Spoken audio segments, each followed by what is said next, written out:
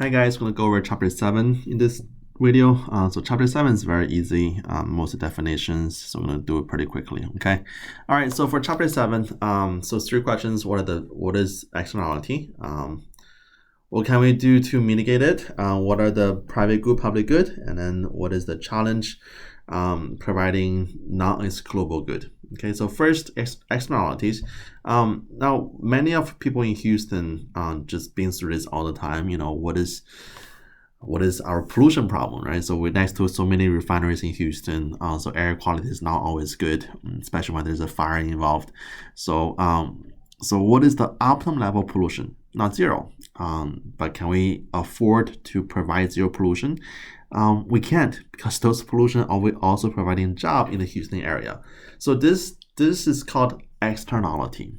So the pollution part is called externality. It's the cost or benefit of a market activity that can affect a third party. Now imagine if you're in Houston area and you don't drive a car. So you don't actually buy any gasoline from the refineries, and you don't work in a refinery. So whatever the production and consumption for gasoline in the market has no impact on you. But because of pollution, it has an impact on you. So you're the third party, and then the pollution is called an externality. And then this situation is called a market failure. So it happens anytime when there is an inefficient allocation of resource in the market. That's called a market failure. So there is a positive and negative. Okay, so for externalities, so first know what's an internal cost. So internal cost is the cost of activity paid by only individual participant. So when you go buy gasoline, how much you pay at the gas station, that's called internal cost. External cost, this is the cost of pollution. So this will be everybody else who is also paying for it. Your transaction. So imagine, your healthcare cost. Imagine the poor air quality have impact on your, maybe on the surface of your house. So and you have to repaint your house every couple of years. So those will be all external cost. Social cost is the total cost. So the internal plus external, that's your social cost. And I also know what's a third-party problem. So this happens when there is no, for those who are not directly involved in the market, but also experiences either positive or negative externalities. So negative externality is whenever there's like a pollution, something bad. That's a negative externality. So too much of the good is being produced or consumed. A positive externality is whenever something good is happening, and we don't have enough of it. So imagine education is a positive externality. Vaccine is a positive externality. Flu shot, that's a positive externality. Okay, so benefit can be experienced by third party, but we don't have enough of them. Now let's look at our negative externality first. So for negative externality, there we go. You're gonna have an internal cost. So for internal cost, the cost will be lower than social cost. So there are two different supply curve here. The orange supply curve, this is our initial cost or internal cost. So this will be the cost of gasoline between the drivers of the car and then the refinery produced gasoline. So cost is pretty low, and then price is pretty low. But there's also a social cost, right? So the cost of healthcare, the cost of clean up the pollutions. So with the social cost, we're gonna have a new equilibrium. This new equilibrium is called a socially optimum. So this quantity is how much gasoline we want the society want us to produce and consume at an optimal level, adjusting for all the cost. But if there's no adjustment, then the market is left by itself between buyers and sellers, we're going to be at the market equilibrium, which means the gasoline is overproduced and overconsumed. So remember, your social cost is more than your internal cost. So every time you see this two supply curve here, between a social supply curve and internal supply curve, this is caused by a negative externality. So higher cost for socially desired output, and then the socially desired output should be less than the market equilibrium. Now there are a couple ways to fix this pollution problem. One way to fix it is called internalizing the externalities. So basically, for all the extra costs we have, we're going to pass on the cost to the individual participant in the economy, and those who are directly involved should pay for it. So one idea of this, imagine that for all the people who's getting sick because of the pollution from gasoline, we can pass on those medical bills to the drivers who are buying the gasoline, right? Or maybe you can put a tax and say, let's say that every gallon gasoline you purchase, you're gonna pay, let's say, $1 tax, and then for this $1 tax will be used to pay for the medical bills of anybody who's getting sick because of pollutions. That's called internalizing the externalities. Okay, so individual involved in activities take into account of social cost. That's called internalizing the externalities. So so couple strategies. We can tax the product, so make the buyers pay more or sellers pay more. We can regulate productions, so force the society to produce less gasoline or less pollutant. And then we can also encourage development, try to reduce pollution. So for example, we can say we can encourage more electric cars or encourage more renewable energy. So those reduce pollution, right? So that's also a strategy to reduce externalities. Now for positive externality, so for positive externality, this is something good might be happening to the economy. So we're going to compare what is the internal benefit and then social benefit. So if you only look at your internal benefit, then this demand curve, this lower demand curve, is our individual consumer demand curve. So for example, look at education. So if you look at education, how much education is benefiting you, that's your internal benefit. But as a society, we want people to be more educated, right? So once we educate everybody in the economy, they can hold on to better jobs, make more income, produce more taxes, and then everybody else is better off. So the socially optimal level for this education is more than the individual demand for education. So in that case, there should be something we can do to increase our consumption of education to push demand curve from the individual demand curve to our social demand curve. So in this case, it's called a positive externality. Okay, so if you see two supply curve, that's negative externality. But if you see two demand curve, that's a positive externality.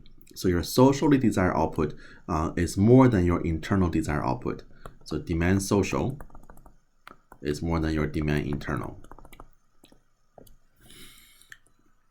All right, so for this socially optimal level, we can push the economy toward this socially desired output. So by way of negative tax. So for example, that will be your financial aid, your subsidizing student loan. So that's a negative tax. So make education artificially cheaper for everybody. We can also have law required consumption. So like say forcing everybody to go to school. We also have more research done to encourage more development in similar good. Okay, so all those we can do to try to increase our level of demand from the internal demand to the social demand. All right, so next couple definitions. So know what's a property right. So property right is the ability to exercise control over a resource as property right. So whatever is yours, that means you can use it, you can control that. That is your property right. And also known as a private property, so provide exclusive right of ownership that allow the use and exchange of property. So if this is yours and only yours, that's a private property. Okay. Now for private properties does create incentive. So if something is yours, you're more than likely to maintain it. You're more than likely to protect it, to conserve it, and also trade with others to make it better. Okay. So let's imagine we have a scenario. So two adjacent farmers, they don't have a fence. One is raising cattle. One is growing wheat. Now, if the cattle owner is liable for damage, then whatever happens, the cattle owner might want to put a fence to stop the cattle from consuming the wheat next door.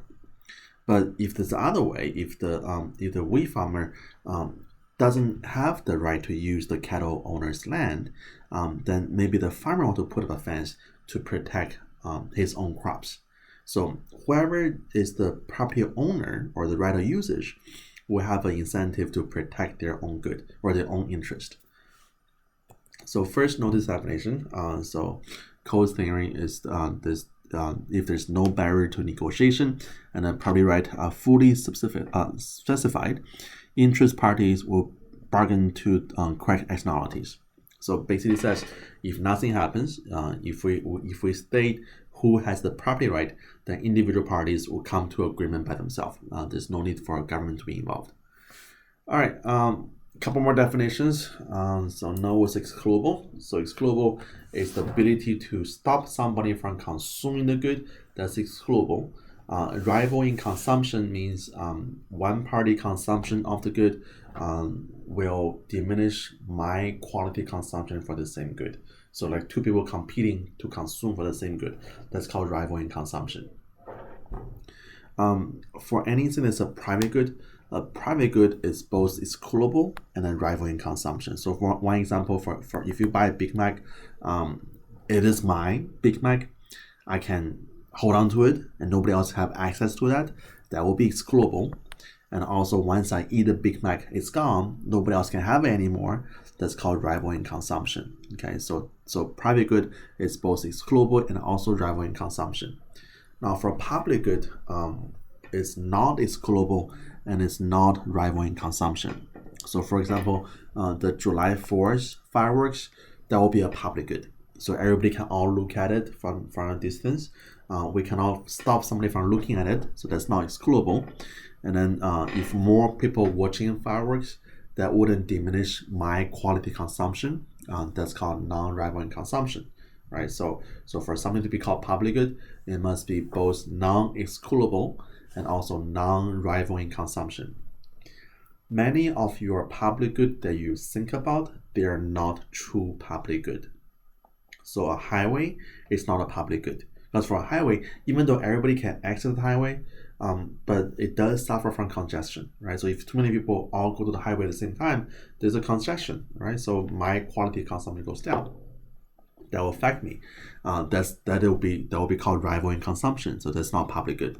A public park, same way. Even though it's open access to everybody, but it does suffer from congestion. So therefore, it's also suffer from rival in consumption.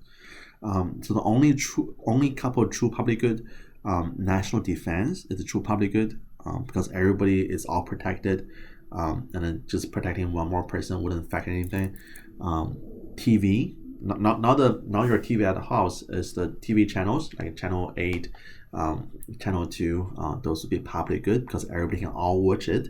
You don't have to pay for it, and if everybody all watching the TV at the same time, it wouldn't impact my consumption. I can still watch it, right? Wouldn't slow me down. Which brings us to the last one on internet. Sort of. So for internet, anybody can access it, but it does suffer from slowing down if everybody all go to the same time. So internet is not a true public good. Okay. All right. So for all the true public good, there's a free rider problem. That means there are people who actually enjoy the benefit but choose not to pay for it, and there's no way to get them out of the system. So there are always people who are free riders, and most of you guys are free riders because you guys all watch channel 8. But nobody ever pay for it, right?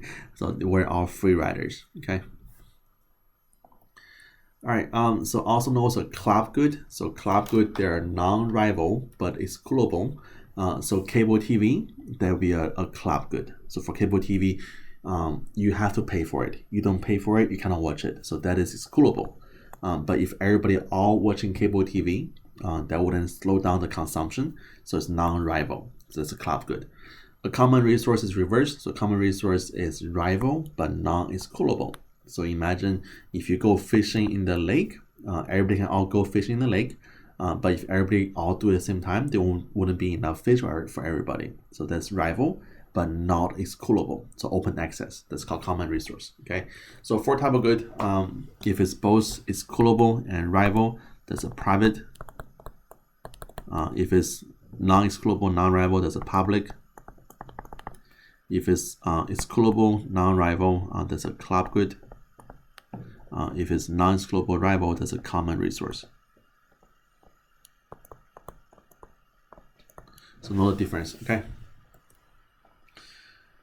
Also know what's the tragedy of commons. That means with a common resource, because there's open access and also rival, more than likely your common resource will be depleted or abused because everybody can all consume it, right? So one example, think about all the fish in the ocean, or maybe a open land for all the cattle.